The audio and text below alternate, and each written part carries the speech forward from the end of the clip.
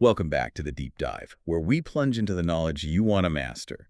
Today, we're embarking on, well, a pretty massive intellectual journey, one that's really shaped Western thought for millennia. This isn't just a history lesson, though. It's an exploration into ideas that, honestly, still resonate, still challenge, and inspire us today. Absolutely. And our mission for this deep dive specifically for you is to provide a really comprehensive, faithful, and clear explanation of Plato's philosophy. We're drawing exclusively from this rich stack of materials you've provided. So we'll dig into his core ideas, we'll use his own words, his metaphors, and show how he, meticulously structured these profound insights. It's not just about what Plato thought, but really how he thought, the methods he used, and why his ideas are still so, well, captivating, so relevant. We want to make these ancient texts feel alive, understandable. And what a set of sources we have. It's quite incredible. We'll be pulling directly from Plato's major dialogues. We'll trace those really intimate, poignant conversations around Socrates' death and Phaedo and Credo. You can almost feel the weight of it. Then we'll shift to the huge vision of the ideal society and the republic, building a state from scratch, basically. Massive undertaking in itself. Exactly. Then we'll delve into the passionate exploration of love, eros, in the Symposium, and then a complete change of pace with the intricate cosmology, the creation story in Timaeus. It really covers the whole spectrum, doesn't it? It does. And beyond those big ones, we'll even touch on his critical engagement with the sophists, Euthydemus and Theaetetus, and discussions on specific virtues like temperance and courage and Charmides and Laches. We'll round it out with the statesman's political theory and a helpful introduction to his works. It's a lot, but it's all connected. It is an incredibly rich and interconnected body of work, and we'll be carefully weaving through these texts, making sure we capture the essence of Plato's thought. No modern takes, no tangents, every concept grounded in his arguments. Where he gives an example, we'll give it to you. Absolutely. So prepare for an illuminating deep dive. We hope it won't just inform you, but really help you understand the genius of Plato. Get ready for those, aha moments you just don't get skimming headlines. Let's unpack this intricate tapestry together. The Socratic springboard, laying the groundwork for philosophy. Okay, so before we dive headfirst into Plato's own grand theories, we really have to start with the figure who casts such a huge shadow over him, Socrates. He was Plato's teacher, his mentor, and, well, the main character in so many of the early dialogues.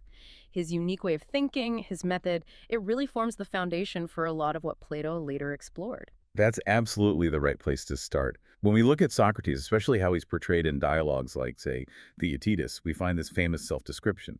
He calls himself a midwife of ideas. A midwife. Not a teacher, but a midwife. Exactly.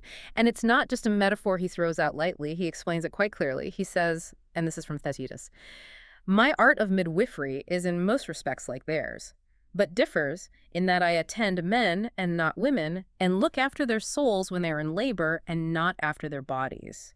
And the triumph of my art is in thoroughly examining whether the thought which the mind of the young man brings forth is a false idol or a noble and true birth." Wow. So he's testing the ideas people bring forth. Precisely. And then he adds this incredibly humble part, saying, "I am barren," meaning he has nothing to show which is the invention or birth of my own soul. He doesn't produce the ideas himself. That's fascinating. So he wasn't claiming to have all the answers, but he had a specific skill helping others discover, articulate, and then, really importantly, rigorously test their own ideas. That's quite something. Yeah. To help us picture this, maybe imagine a really skilled pottery instructor. Okay, yeah. They don't just, make the pot for you and hand it over. Instead, they guide your hands on the wheel. They ask really precise questions about your technique. Why are you doing it that way? Helping you refine your own creation until it, well, holds water, basically. Stand strong. That's a perfect analogy. So Socrates is clarifying your thinking, helping you shape your own understanding, not just pouring his ideas into your head. Exactly. Yeah. And this Socratic method, it's absolutely fundamental to understanding Plato's whole project. So many of Plato's deepest ideas don't just appear fully formed. They emerge from these very structured back and forth dialogues, often with Socrates right there in the middle, carefully guiding people through this process, questioning, testing, refining. It's a dynamic path to knowledge, not just a lecture. Right. And building on that method, one of the main ways Socrates practiced this midwifery was his relentless pursuit of definitions, especially for moral concepts. He just kept asking, what is X? What is justice?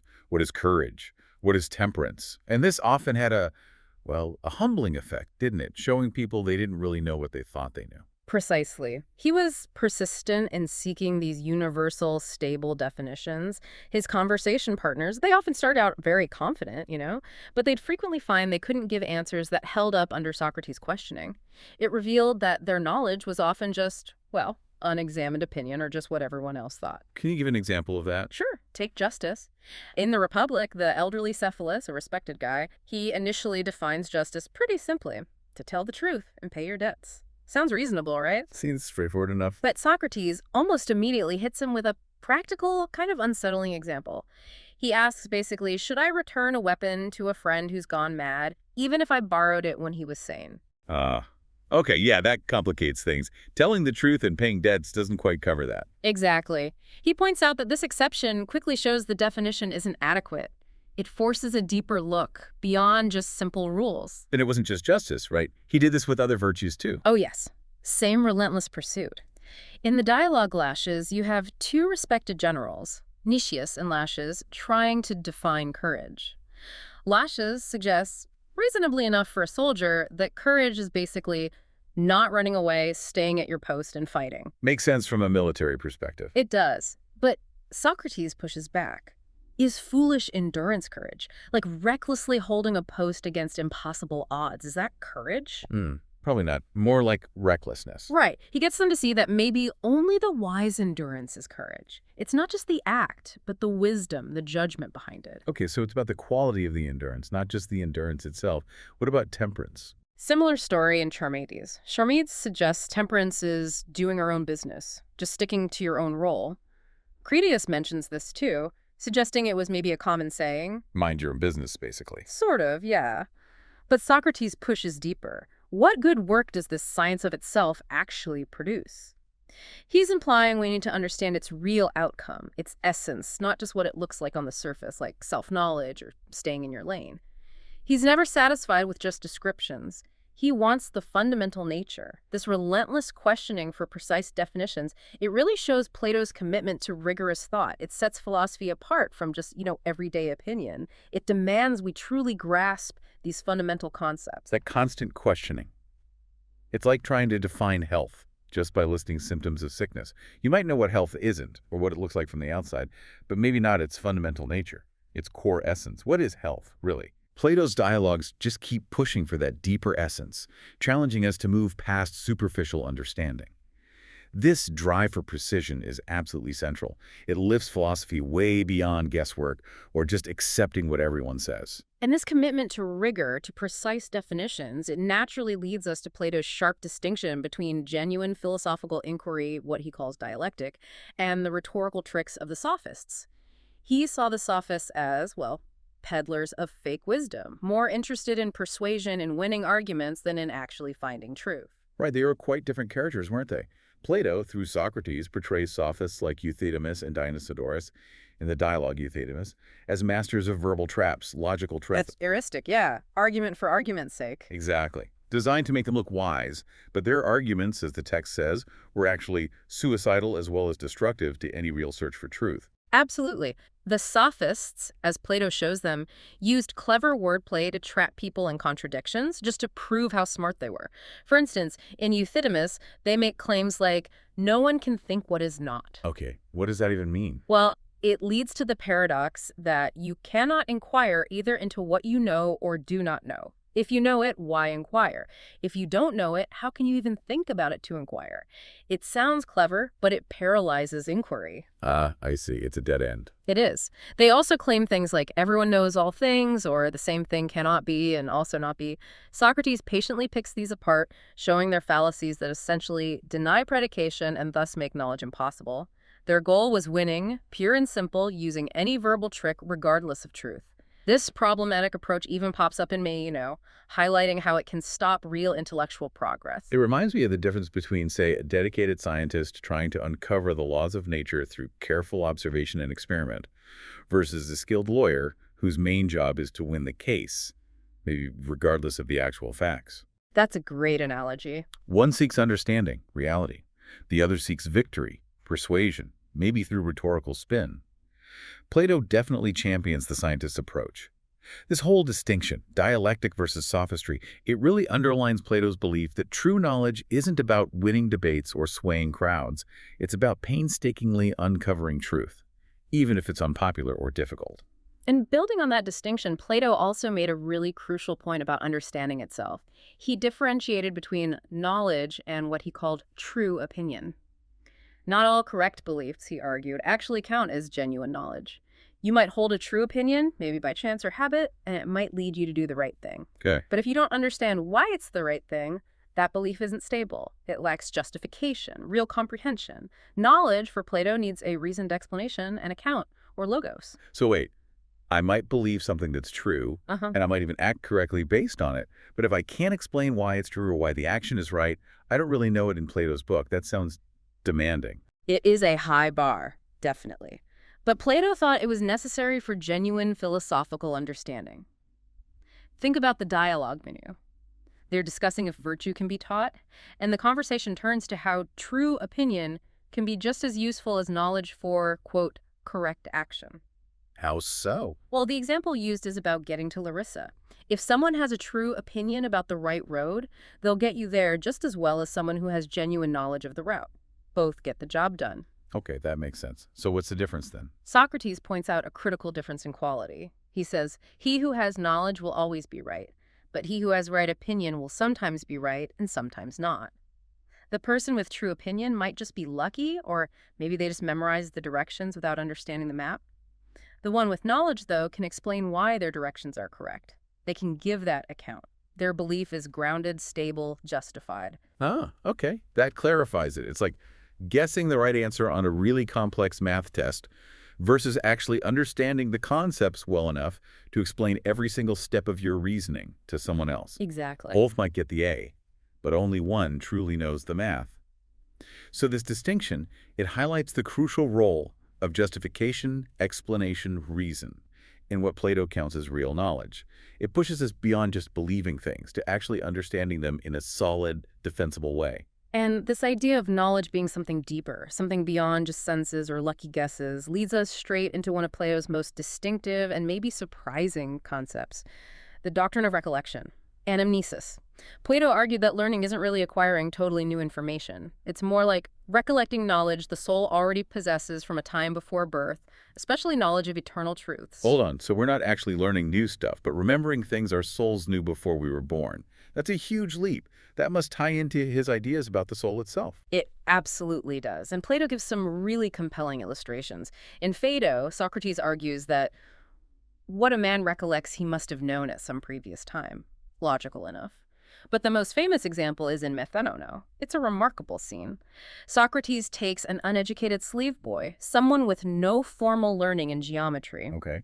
and through a series of carefully posed questions, crucially, without giving him the answers, he guides the boy to solve a geometry problem.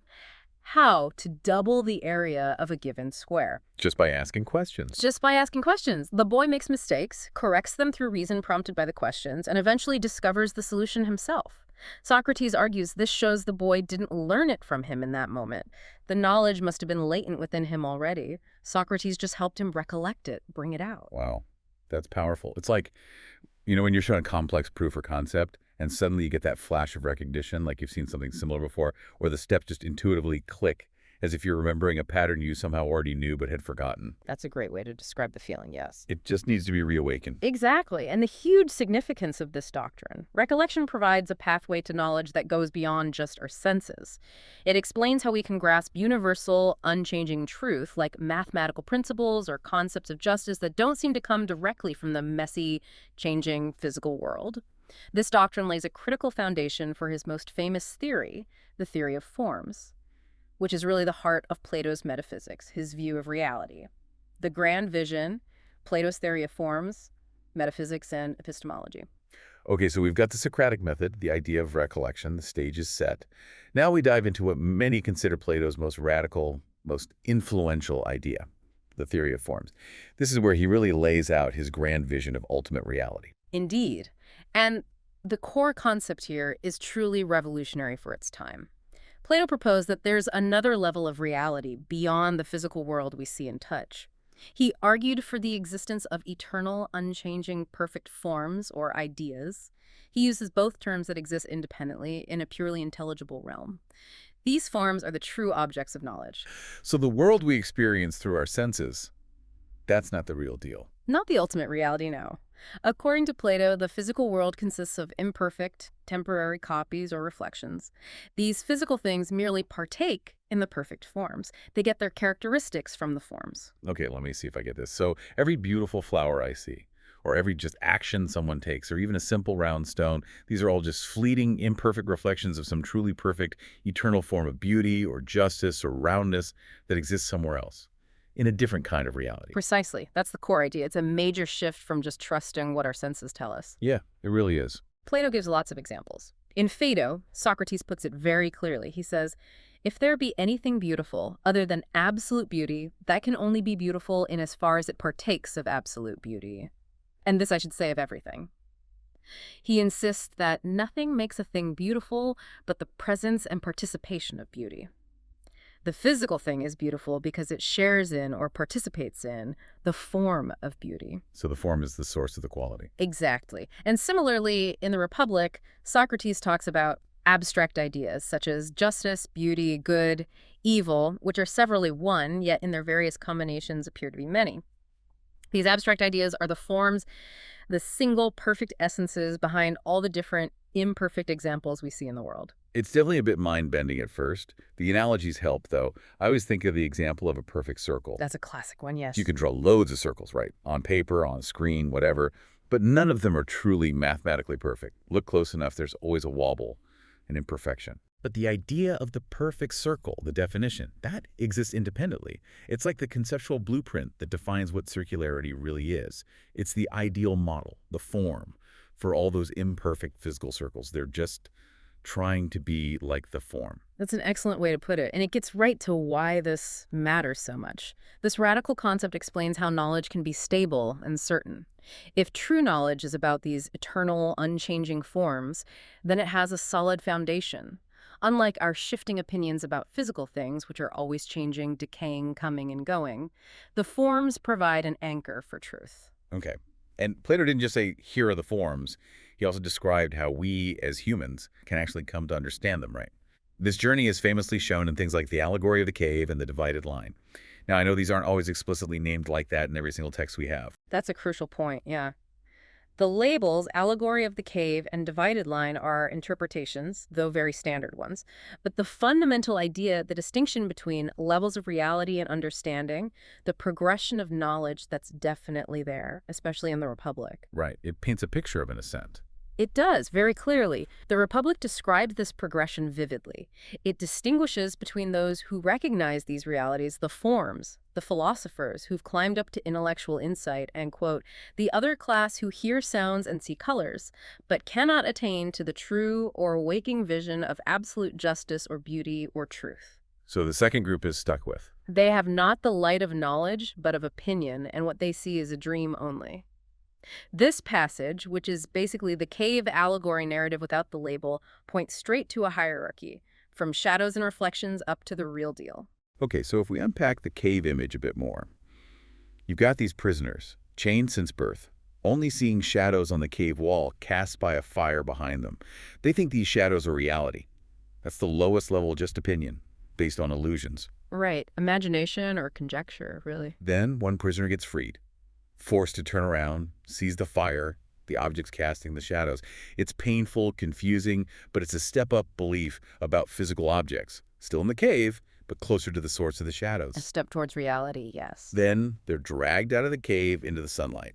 Initially blinded, but gradually they adjust. They see reflections, then the actual objects, the stars, and finally the sun itself. This whole painful climb symbolizes the journey from the sensible world, the world of appearances, to the intelligible world, the world of forms. From opinion to knowledge. Exactly, culminating in grasping the forms, with the sun representing the ultimate form, the form of the good. And then that prisoner might go back into the cave. And struggle to explain the true reality to those still chained who think he's crazy. Right, which highlights how difficult enlightenment is, Right. and how much resistance there is from those stuck in illusion.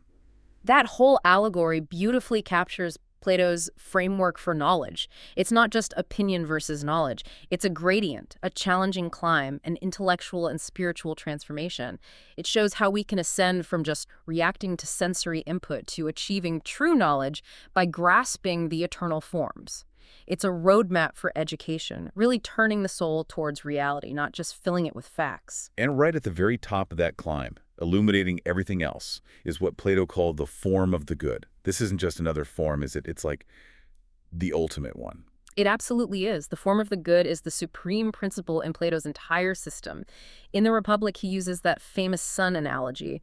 Just like the sun illuminates the physical world and makes objects visible to our eyes, the form of the good illuminates all the other forms and makes them intelligible to our minds. It's described as divine perfection, which is the idea of good like the sun in the visible world. The true philosopher, having made that difficult ascent, fastens them the other forms to the idea of good. It's the ultimate source of reality, truth, beauty, intelligibility, everything.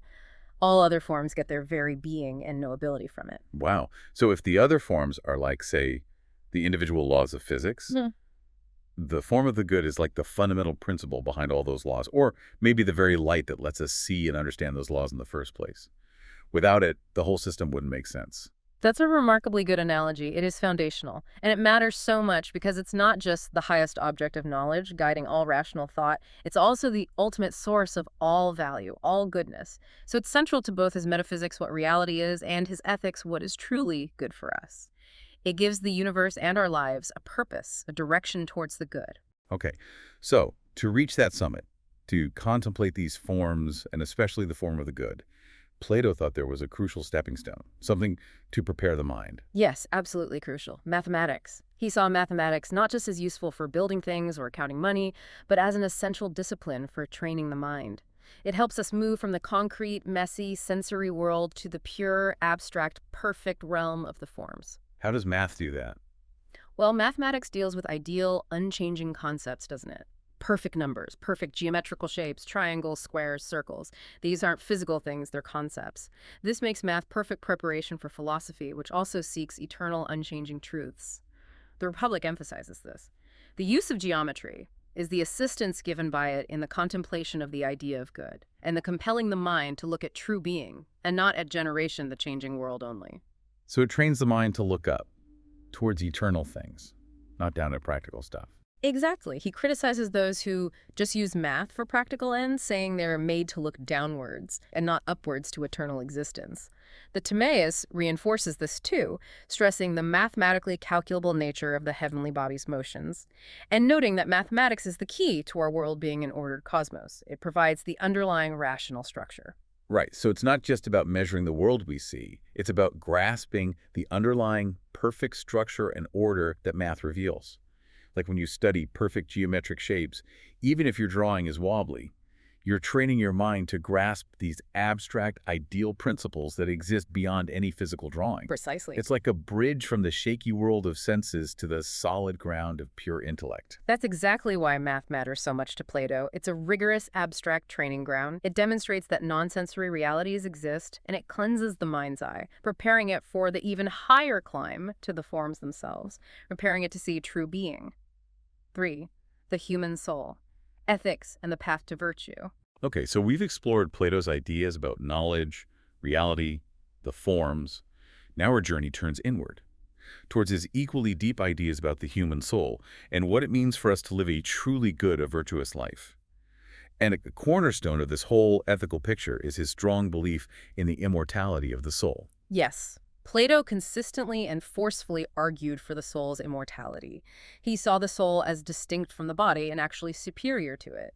This belief is fundamental to his ethics because if the soul is eternal, then its well-being, its care, becomes the most important thing in life. In Phaedo, which is just an incredibly powerful dialogue set right before Socrates drinks the hemlock. Right, facing death itself. Exactly. He spends much of it discussing the soul's immortality, offering different arguments for why it must endure beyond the body. He says things like, when the soul and the body are united, then nature orders the soul to rule and govern and the body to obey and serve. This highlights the soul's natural authority, its role as the true self, separate from the physical vessel. So the soul isn't just some side effect of the body or a temporary thing. It's the core, the ruling principle, the essence of who we are. That's the idea. And the Republic adds another argument. It suggests the soul can't be destroyed by its own specific evils like injustice or intemperance. These things corrupt the soul, make it worse, but they don't annihilate it. Okay. And if its own internal badness can't destroy it, and external physical things like disease or injury to the body certainly can't destroy the soul, then it must be, quote, immortal and everlasting. The dialogue even ends with the famous myth of It's presented as a myth, but it vividly describes souls after death choosing their next lives, which reinforces their enduring nature and shows that our choices in this life have consequences for the soul's future journey. That's a really compelling picture. The body is like a temporary vehicle, maybe, Yeah. carrying us through this life. But the soul is the eternal driver, the true self. Even if the car gets old, damaged, eventually breaks down, the driver continues on. That analogy captures the distinction perfectly, and that's precisely why this belief matters so much for Plato's ethics. It provides a powerful motivation for pursuing philosophy, for self-examination, for living virtuously, because the soul's ultimate destiny, its state in eternity, is directly tied to its purity, its wisdom, the moral choices we make while we're in this bodily vehicle. Our actions have eternal weight. So to understand how we achieve that virtue, how we care for this immortal soul, Plato gives us this fascinating model of the soul itself. He breaks it down into three distinct parts. Yes, this tripartite division of the soul is absolutely central to his ethics and his politics, too, as we'll see. He details it in the Republic. First, there's reason, the logistikon. This is the rational part. Its job is to seek truth, wisdom, understand the forms, especially the form of the good. It guides the whole soul with foresight. Okay, reason is the leader. Ideally, yes. Then there's spirit, the thumoides. This is often translated as passion or spiritedness. It's the part that desires honor, victory, reputation. It's where courage comes from, righteous anger, ambition. Crucially, it's meant to be an ally to reason if it's trained properly. So spirit provides the oomph, the drive, maybe. You could say that. And finally, there's appetite or desire, the epithumoticon. This is the largest part and the most unruly. It seeks bodily pleasures, food, drink, sex, and material goods. It includes basic urges, but also things like greed. As the text says, reason is focused on truth, careless of money and reputation, while the appetitive part is insatiable and drives most of our pleasures. That immediately makes me think of that famous image. Is it from the Phaedrus? The Yeah. chariot. It's most explicit in Phaedrus, yes, but the dynamic described in the Republic fits it perfectly. Imagine the soul as a chariot. The charioteer is reason, holding the reins, trying to guide the whole thing. Reason has to control two horses. One is noble, spirited, representing spirit. It's responsive, eager for honor, helps reason stay on course. The other horse is unruly, stubborn, representing desire. It's constantly trying to pull the chariot off towards immediate gratification, base urges. So a good soul, a harmonious soul, is when the charioteer, reason, is firmly in control, with the good horse helping keep the bad horse in line. Exactly. That visualizes the ideal state perfectly. Understanding the structure, reason, spirit, desire is absolutely key to understanding Plato's idea of virtue. A just, well-ordered soul is one where these parts are in balance, each doing its own job properly, with reason ruling the whole show. Which brings us straight to the cardinal virtues, right? Justice, temperance, courage, wisdom. These aren't just items on a checklist of good traits for Plato, are they? They're more like the result of that inner harmony. Precisely. For Plato, living virtuously means achieving that harmony among the soul's three parts. It leads to a well-ordered, psychologically healthy person. And these virtues aren't separate things. They're deeply interconnected, reflecting that healthy soul state. In the Republic, Socrates first identifies these virtues in his ideal state and then maps them directly onto the individual soul. It's a brilliant parallel. Wisdom, Sophia. This belongs mainly to the rational part. In the state, it's the virtue of the philosopher rulers who understand the good and guide the whole city. In the individual, it's the wisdom that understands what's truly good for the entire soul. So knowing what's best overall. Right. Then courage, Andrea. This belongs to the spirited part. In the state, it's the virtue of the soldiers who defend it. In the soul, courage is what enables the spirited part to hold on to what reason declares should be feared or not feared, sticking to it through pleasure and pain. It's not just being rash, it's rational bravery. Sticking to your principles, guided by reason. Exactly. Temperance, shafrusino. This one is interesting. It's described as a kind of harmony or concord, like the concord of the higher and lower notes. It means the better part, reason, rules, and the lower parts, the desires, agree to be ruled. It's self-mastery. In the state, temperance is spread throughout the whole city. Everyone agrees on who should rule and who should obey.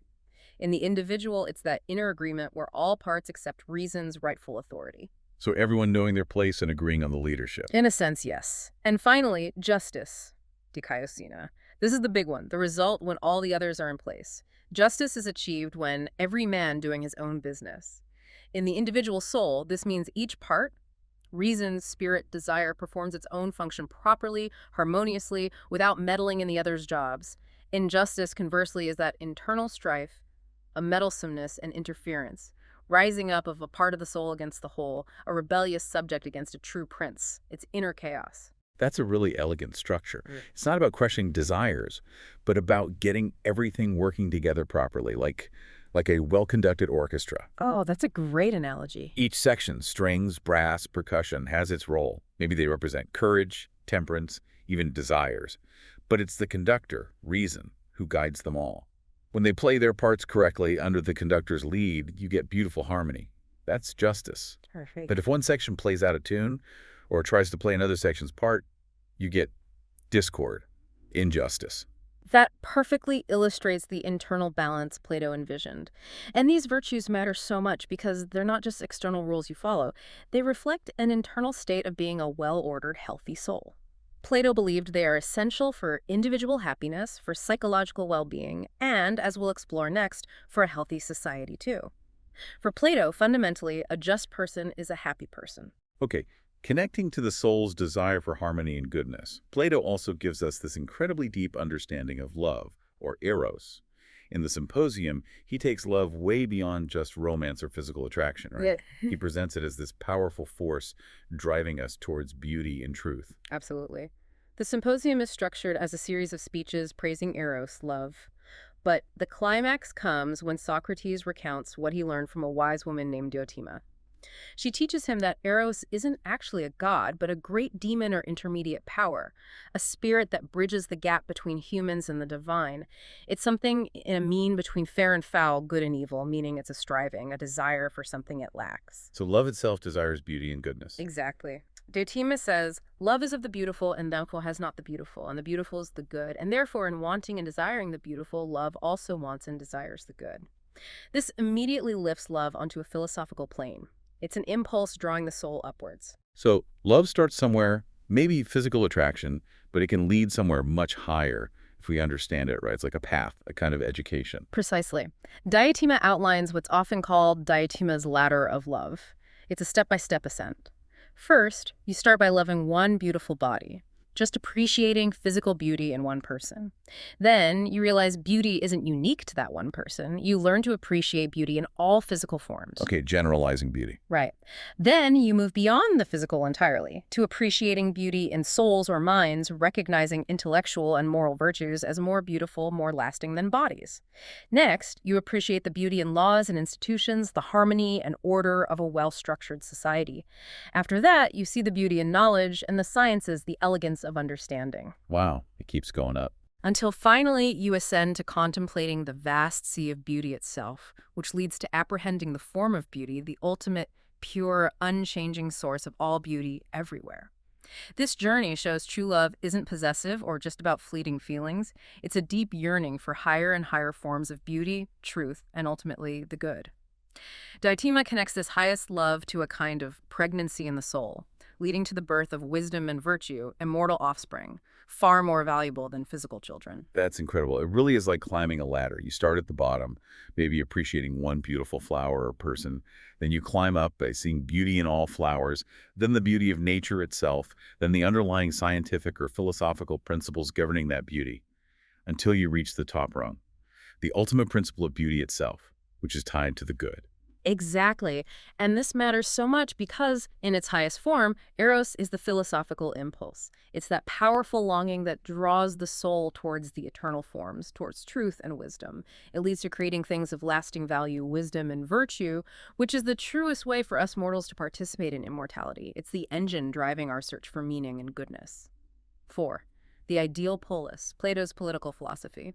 Okay, so from the inner workings of the individual soul, we naturally zoom out to the community.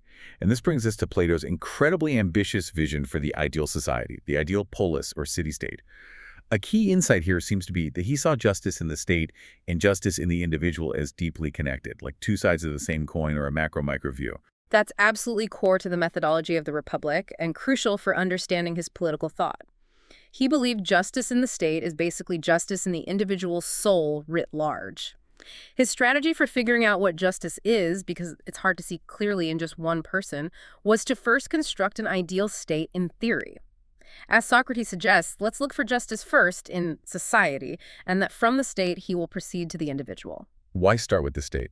Because, as he puts it using an analogy, the state is like large letters, which are easier to read first before you try to decipher the small letters of the individual soul. An ideally ordered state would clearly embody the cardinal virtues, wisdom, courage, temperance, and justice, making it easier to then spot those same virtues, that same structure, within the individual. Ah, okay.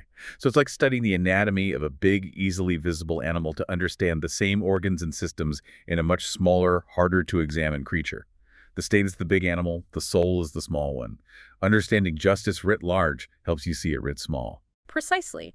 And this approach matters because it allows for a systematic exploration of justice. It links personal ethics directly to civic responsibility in a really profound, organic way. It emphasizes that the moral character of society is ultimately a reflection of the moral character of its citizens, especially its leaders. It's not just about laws and structures, it's about the souls that inhabit them. And right at the heart of this ideal state is one of Plato's most famous, maybe most controversial ideas, the philosopher king. Not just a ruler who likes philosophy, but someone whose whole life is dedicated to wisdom, truth, the forms. Absolutely. This is the defining principle of Plato's ideal state.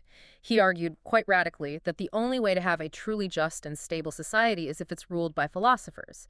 These are individuals whose souls are dominated by reason, who've gone through rigorous intellectual and moral training, and who have, crucially, contemplated the form of the good. The Republic famously states, "Until then, kings are philosophers, or philosophers are kings. Cities will never cease from ill, nor will our ideal polity ever come into being." That's a strong claim. It is. These philosophers are true lovers of knowledge in every form, with an insatiable curiosity. They recognize the abstract ideas, the forms, and have the light of knowledge, not just fleeting opinions. The statesman later calls this the true art of command, or royal science. It's a striking image. Imagine putting the most skilled, most knowledgeable captain in charge of a ship during a huge storm. Not the most popular person or the strongest or someone who just inherited the job, but the one who truly understands navigation, the sea, the ship itself. That's the idea. The philosopher king has the real art of command because their understanding of reality, justice, the good, is superior. They're best equipped to steer the ship of state towards the true benefit of everyone on board. Exactly. Now, you might be thinking, and many people do, doesn't this sound a bit undemocratic? Maybe even dangerous, giving absolute power to philosopher kings. Yeah, that thought definitely crosses the mind. How did Plato address that? Plato would argue that the true philosopher king isn't motivated by personal gain, power, or popular acclaim. Their motivation comes from genuine knowledge of what is truly good and just for the entire community. They are, in essence, benevolent experts. Having seen the form of the good, they're uniquely qualified to guide society towards it. Their rule is based on reason and truth, not on whims or factions, or the often fickle and misguided opinions of the masses, which Plato distrusted. Only those who truly understand justice can govern justly, aiming for the well-being and moral development of everyone, not just themselves or a select group. Their decisions are anchored in eternal truths, not shifting opinions. Okay, so to make sure these rulers were wise and incorruptible, Plato designed this really radical social structure for them, didn't he? Particularly for the class he called the guardians. It involved intense education and a kind of communal living. Yes, this was one of the most radical parts of his proposal. He envisioned this special class of guardians, which includes both the top rulers, the philosopher kings, and the auxiliaries or soldiers who support them, living under very specific conditions. They'd undergo incredibly rigorous, lifelong education and live a communal life, largely stripping away private property and traditional family ties. This was explicitly designed to prevent corruption, eliminate conflicts of interest, and ensure their loyalty was solely to the state and the pursuit of the good. In the Republic, he specifies they should have no property of his own beyond what is absolutely necessary. Neither should they have a private house or store. They'd get provisions like trained soldiers, receive a fixed wage from the citizens, and go to mess and live together like soldiers in a camp. Wow. No private wealth, no private homes. Didn't he say something about gold and silver? He did. He says they should be told, "Gold and silver we will tell them that they have from God. The diviner metal is within them, and they have therefore no need of the dross of earthly wealth." It's a powerful statement about prioritizing inner virtue over material possessions. So their education must have been intense, covering everything. Incredibly intense and holistic. It started from childhood. It included music and gymnastic, but music meant much more than just songs. It included all the liberal arts, poetry, literature, storytelling. And gymnastic wasn't just physical training, but building character through hardship. Crucially, their education involved strict censorship of nursery tales and poetry, stories showing gods behaving badly or heroes being petty or immoral like many found in Homer and Hesiod were out. Why censor the poets? Because Plato believed these stories shaped the souls of the young. Future leaders needed to be instilled with virtue, with examples of divine perfection, not influenced by myths depicting flawed gods or morally ambiguous heroes. It was all about cultivating reason and virtue from the earliest age. It really sounds like a combination of a super disciplined military academy and maybe a kind of secular monastery, where personal gain and family ties are set aside for the greater good, and the entire focus is on building character, intellect, and unwavering loyalty to the state's ideals. That captures the spirit of it well. This radical structure was Plato's attempt to design a ruling class immune to the corruption he saw plaguing the political systems of his day. Which brings us to his critiques of those existing governments. He didn't just propose an ideal, he analyzed the flaws of the real world, seeing them as stages of decline from his ideal. Exactly. He saw the different forms of government around him as progressive degenerations from the ideal aristocracy, ruled by the best, the philosophers. And fascinatingly, he argued that each flawed government type corresponds to a particular type of flawed soul. There's a direct link between individual character and the state's character. So a messed up society reflects messed up souls and vice versa. Yeah. What were these flawed types and how did he see them falling apart one after the other? In the Republic, he lays out this downward spiral. First, the famous Lacedaemonian or Cretan commonwealth, which he calls timocracy. Secondly, oligarchy, a state full of evils. Thirdly, democracy, which follows next in order. Fourthly, tyranny, which is the disease or death of all government.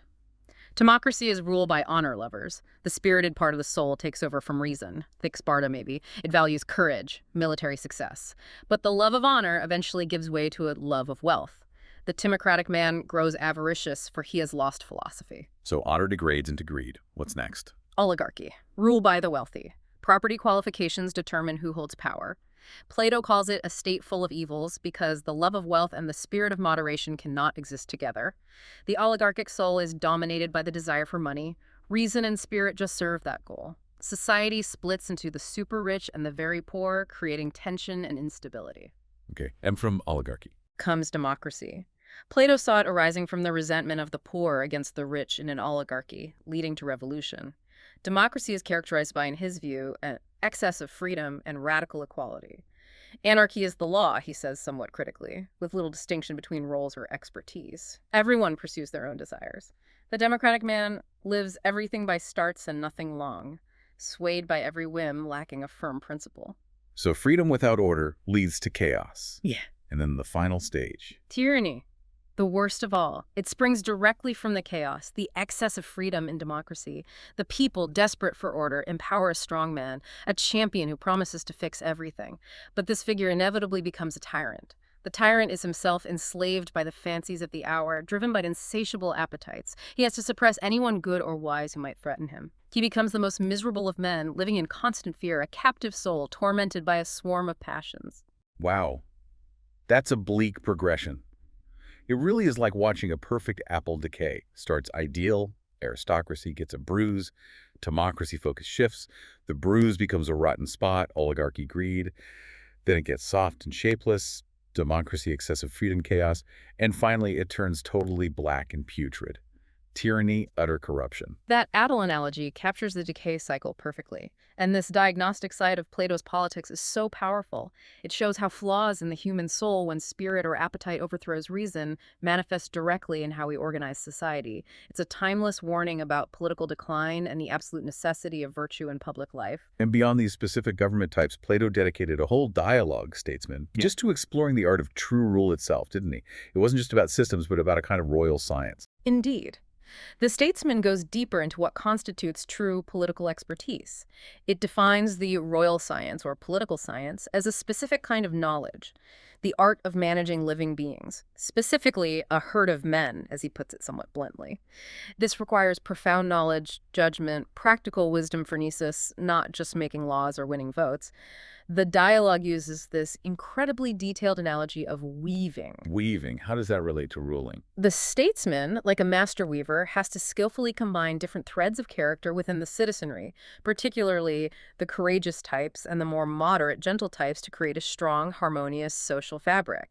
It's about careful combination and balance. And crucially, the statesman suggests the ideal ruler, the true statesman, possessing this deep art, might sometimes be superior to rigid written laws. Superior to the law. How so? Because laws are general, but situations are specific and infinitely varied.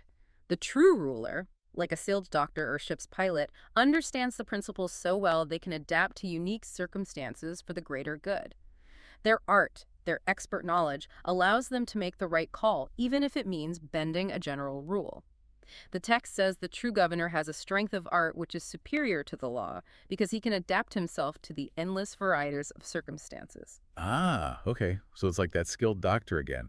They understand medicine so deeply, they might deviate from the standard textbook treatment for a specific patient with complex needs because their expert judgment tells them it's the best way to heal that particular person. It's not about ignoring rules for personal gain, but about applying superior knowledge for the patient's or the state's actual well-being. Precisely. It underscores that true leadership isn't about blindly following rules or polls. It's about the wise application of expert knowledge for the genuine good of the community. It separates true statesmanship from just being a politician or a bureaucrat. V. Plato's cosmology. The order of the universe. Right, our journey now expands to the largest scale possible. Plato's vision for the universe itself, the cosmos. In Timaeus, one of his later really fascinating dialogues, he gives us this grand story of creation featuring a divine craftsman figure. Yes, Timaeus presents a divine creator or demiurge. The word literally means craftsman or artisan. This demiurge fashions the sensible world, the cosmos we perceive, but importantly, not out of nothing, ex nihilo. Instead, he imposes order, mathematical structure, and form onto a pre-existing chaotic substrate or receptacle. And he does this by looking toward the eternal forms as his perfect blueprint or model. So he's like a master architect or sculptor working with raw materials. Exactly. The resulting world isn't random or accidental. It's a meticulously crafted cosmos, an ordered, living entity. The text says, the created universe was made in the likeness of the original, the forms. The creator then proceeded to fashion after the nature of the pattern. He shaped the celestial bodies after the likeness of the universe in the figure of a circle and made them follow rational, intelligent motion. He then mixed the soul of the universe and divided it into individual souls, assigning each to a star. The whole created cosmos is described as a visible animal, the sensible God who is the image of the intellectual. It's the best possible moving image of the eternal realm of forms. So again, not a creator making something from absolute nothingness, but a craftsman imposing order on existing stuff using a perfect divine design. Right. Like a master woodworker taking raw lumber and, guided by a perfect plan in their mind, creating a beautiful, functional, harmonious piece of furniture. The woodworker's the demiurge. The plan is the forms. The finished piece is our ordered cosmos. That's a very fitting analogy. It highlights the teleological aspect, the idea that the universe has an inherent order, purpose, and direction. It reflects intelligent design, not just random chance or blind necessity. It imbues the cosmos with rationality, beauty, purpose. It's a living testament to the forms. And fundamental to that order, as we touched on before, mathematics. For Plato, the very structure of the cosmos is mathematical. Absolutely fundamental. The order isn't just conceptual, it's deeply mathematical, revealing its rationality. Timaeus really emphasizes the mathematically calculable nature of the heavenly body's motions. Even planets that seem to wander erratically follow complex but precise mathematical paths, Plato believed.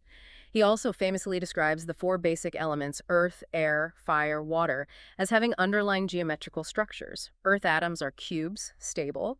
Fire atoms are tetrahedra, sharp, mobile. Air octahedra, water icosahedra. Their transformations are due to these geometrical shapes combining and breaking apart. Wow, a geometric theory of matter. Yes. And this ties back even to the Republic's obscure discussion of the nuptial number, a complex geometrical formula supposedly governing good and bad births, suggesting that even human generation and social cycles have an underlying mathematical rhythm and order. So the universe, for Plato, isn't just stuff happening. It's a world built on numbers, ratios, perfect shapes, made real, however imperfectly. Right. Like that incredibly intricate clockwork mechanism again. Every gear, every planet, moving according to precise mathematical laws, revealing the design of the master clockmaker, the demiurge. Exactly. And that's why math is so crucial. It's not just a tool. It's the very language of the cosmos, revealing its inherent beauty and rationality. It bridges the sensible world and the intelligible realm of forms. The universe itself becomes a reflection of divine reason. Okay, so finally, where do we as individuals fit into this grand cosmic picture? What about human destiny, the cycle of births? Our journey doesn't just end with this life, does it? Not according to Plato in the Timaeus. He outlines this really profound view of human destiny tied into a cycle of births, or reincarnation. Individual souls, he says, were initially assigned to stars by the demiurge. Our life on Earth is presented as a kind of test. The Creator lays out the laws of destiny. All souls have the same starting point, endowed with sensation, desires, passions like fear and anger. The challenge is to live righteously, meaning conquering these lower impulses and allowing reason to rule, aligning ourselves with the divine order. And if we succeed, if we live that rational, virtuous life. If we succeed, if we live well during our allotted time, the soul was to return and dwell in his native star, and there he would have a blessed and congenial existence. Essentially, returning to a state of pure contemplation, rejoining the cosmic harmony. But what if we fail? What if reason doesn't win out? Well, the consequences are quite specific. But if he failed in attaining this, at the second birth, he would pass into a woman. Into a woman, that sounds problematic today. It definitely reflects the biases of his time, yes. The hierarchy is clear, and it continues. And if, when in that state of being, he did not desist from evil, he would continually be changed into some brute animal who resembled him in the evil nature which he had acquired. This cycle of transformations continues until he followed the revolution of the same and the like within him and overcame by the help of reason the turbulent and irrational mob of lower desires. The goal is always to struggle back towards rationality. So it's like this vast cosmic school or training program. Each life is a level, a test. Pass the tests of virtue and reason, you advance, ultimately returning to your star. Fail, and you risk spiritual demotion into forms that are less rational until you finally learn the lesson and let reason take charge again. That's a good way to frame it. It provides a very strong ethical motivation. Our moral choices in this life are directly linked to our soul's ultimate fate and its long journey. It places huge emphasis on personal responsibility for the care of our immortal soul within this divinely ordered, purposeful universe. You know, what's truly fascinating when you step back and look at all this is how interconnected it all is. How Plato's inquiries, starting from Socrates just relentlessly asking what is X, they meticulously weave together. It becomes this, well, holistic philosophical system. From the eternal forms defining reality and grounding knowledge, to the tripartite soul explaining our inner conflicts and the path to virtue, then the ideal state mirroring that soul's structure for ethical governance, and finally, the divinely ordered cosmos providing a purposeful backdrop. He really tried to grasp reality in its entirety. That dialectical method, the questioning, it wasn't just arguing for fun, it was his tool for building this incredibly coherent, comprehensive vision, always aiming for wisdom and virtue as the ultimate goals. It's really a testament to systematic thinking. So, thinking about us today, what does all this ancient Greek philosophy mean for us now? I think Plato's insistence on looking beyond just appearances, on striving for objective truth instead of just settling for popular opinion, on understanding the deeper nature of things. That challenge is still incredibly relevant. He encourages you, the listener, not to just accept superficial explanations or, the modern equivalent of sophistry online, but to embark on your own deep dive into knowledge, into self-improvement, to cultivate that reason within your own soul. Let it guide your spirit and desires towards what's truly good, not just what's easy or popular. And if Plato were somehow here today, looking at our world absolutely flooded with information, opinions flying everywhere, 24/7, he might ask us some pointed questions, like, Are we truly pursuing genuine knowledge, that stable understanding backed by reason, or are we just accumulating masses of true opinions without really understanding why they're true? Are we seeking the philosopher king within ourselves, letting reason rule our inner state? Or are we letting the noise, the constant churn of opinion, or the endless demands of our appetites dictate our path, our values? What stands out to you about Plato's enduring, and let's face it, quite demanding, vision of a life lived in the pursuit of wisdom? Something to ponder. Definitely something to ponder. Thank you for joining us on this deep dive into Plato's philosophy. We really hope you feel a little more well-informed, maybe a bit challenged, or perhaps just a little more inspired to question, to explore, and to wrestle with these profound questions of existence for yourself.